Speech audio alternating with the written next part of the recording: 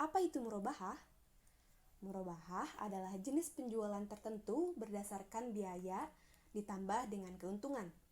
Penjual mengungkapkan biaya kepada pembeli dan menambahkan keuntungan tertentu.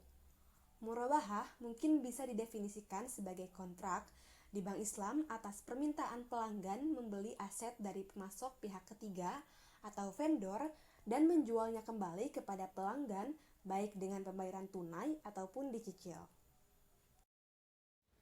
Batasan dari murabahah.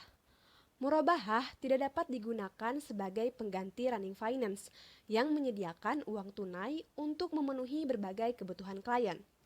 Peminjam diperbolehkan mendapatkan pembiayaan untuk modal kerja, yaitu pembiayaan komoditas, pembelian bahan baku, pembiayaan ekspor sebelum pengapalan, dan pembiayaan terhadap impor dengan harga jual tetap dan biasanya untuk transaksi jangka pendek. Namun, dapat juga digunakan untuk pembiayaan jangka panjang. Murabahah di dalam perbankan. Murabahah di dalam perbankan adalah sesuatu yang berbeda dari murabahah yang digunakan dalam perdagangan normal. Institusi atas permintaan pelanggan membeli aset dari pemasok atau vendor dan menjualnya kembali kepada pelanggan baik dengan pembayaran segera atau ditangguhkan, dan itu disebut dengan murabahah kepada pemesan pembelian. Murabahah perbankan adalah sekelompok kontrak yang diselesaikan dalam langkah-langkah dan urutan pelaksanaannya yang sangat penting. Kondisi murabahah menurut pedoman syariah. Berikut merupakan beberapa syarat pembiayaan setengah murabahah. Yang pertama, subjek penjualan harus dalam kepemilikan fisik konstruktif penjual. Yang kedua, penjual harus instan dan mutlak. Yang ketiga, subjek harus properti yang memiliki nilai. Yang keempat, tidak digunakan untuk tujuan yang tidak sesuai dengan syariah. Yang kelima, subjek harus spesifik dan dapat diidentifikasi. Yang keenam, pengaturan pembelian kembali tidak diperbolehkan. Yang ketujuh, pengiriman dan harga harus pasti. Yang kedelapan, penjualan harus tanpa syarat. Dan yang terakhir, hanya untuk membeli beberapa barang atau komoditas berwujud. Tahapan kesepakatan murabahah memiliki 4 tahap. Janji, agensi, memperoleh kepemilikan, dan eksekusi. Yang pertama, janji. Nasabah mendekati bank untuk mendapatkan fasilitas melalui murabahah. Klien dan bank menandatangani perjanjian untuk menyepakati perjanjian. Kemudian, klien mengajukan permintaan pembelian kepada bank. Yang kedua, agensi. Nasabah mendekati bank untuk mendapatkan fasilitas melalui murabahah. Klien ditunjuk sebagai agen untuk membeli barang atas nama bank. Kemudian, bank menyetorkan uang ke rekening klien untuk pembelian barang. Yang ketiga, memperoleh kepemilikan. Klien membeli barang di bank demi kepentingan mereka pribadi. Dan yang terakhir, eksekusi. Klien membuat penawaran untuk membeli barang dari bank. Bank menerima penawaran dan penjualan selesai. Dan akhirnya, klien membayar harga yang disepakati kepada bank sesuai dengan jadwal yang disepakati. Biasanya atas dasar pembayaran yang ditangguhkan yang disebut dengan bai muajal. Hubungan dari setiap langkah yang berbeda. Yang pertama, akad murabahah induk, yaitu janji untuk membeli dan janji untuk menjual. Selanjutnya, perjanjian agensi, hubungannya adalah prinsipal dan agen. Selanjutnya, pembelian dan pembayaran harga beli.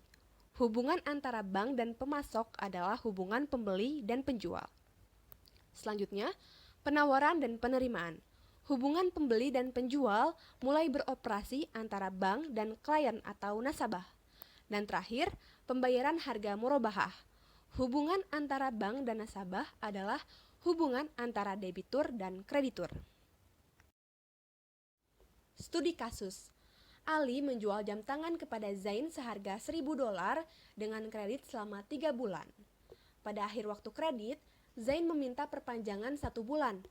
Perpanjangan ini diberikan oleh Ali dengan syarat harga baru, yaitu sebesar $1.050, karena harga pasarnya telah naik. Argumen ini tampaknya logis dan sesuai dengan perintah Al-Quran, di mana orang telah disarankan untuk melakukan transaksi penjualan dengan persetujuan bersama. Jadi, apakah transaksi ini halal atau haram? Menurut syariah, transaksi ini termasuk ke dalam riba, karena harga harus tetap sama pada saat pertama penjualan ditangguhkan dan tidak dapat diubah, baik pembayaran dilakukan sebelum ataupun setelah periode yang disepakati. Jadi, jumlah $50 yang tadi yang telah ditambahkan ini termasuk ke dalam riba. Penerapan murabahah. Murabahah ini dapat digunakan untuk membiayai pembelian aset apapun yang diakui berharga secara syariah. Ini juga banyak digunakan untuk pembiayaan impor, pembiayaan ekspor, pembiayaan rumah, pembiayaan mobil, dan terakhir, pembiayaan modal kerja. Isu-isu penting dalam murabahah. Yang pertama, pembelian baru. Pembelian baru atau aktual merupakan bagian penting dalam murabahah dan harga pembelian harus dibayarkan langsung kepada pemasok. Selanjutnya, janji untuk membeli. Karena janji telah menyebabkan difusi, ini menimbulkan biaya atau kewajiban. Wajib bagi yang dijanjikan untuk memenuhi janji. Jika tidak, ia dapat dipaksa oleh pengadilan. Selanjutnya, jaminan terhadap harga murabahah. Lembaga dapat meminta nasabah untuk memberikan jaminan. Namun, nasabah akan memberikan jaminan setelah harga murabahah ditentukan. Diperbolehkan bahwa satu-satunya komoditas itu sendiri diberikan kepada penjual sebagai jaminan. Instrumen berbunga tidak boleh dianggap sebagai sekuritas. Selanjutnya, bagaimana risiko gagal bayar akan ditanggung? Dalam kasus keterlambatan pembayaran, jumlah tambahan tidak dapat dikenakan sebagai penalti.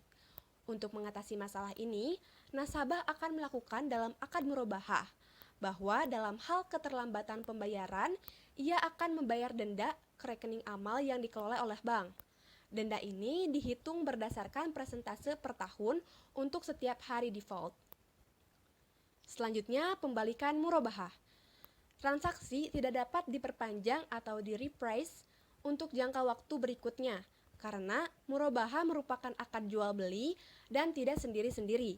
Namun, penjadwalan ulang diperbolehkan. Dan terakhir, rabat pada pembayaran sebelumnya.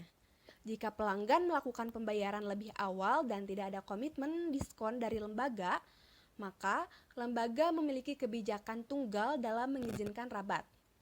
Dalam standar syariah, dilarang memberikan rabat kepada klien pada pembayaran lebih awal, sehingga masalah seperti itu harus diketahui oleh penasihat syariah.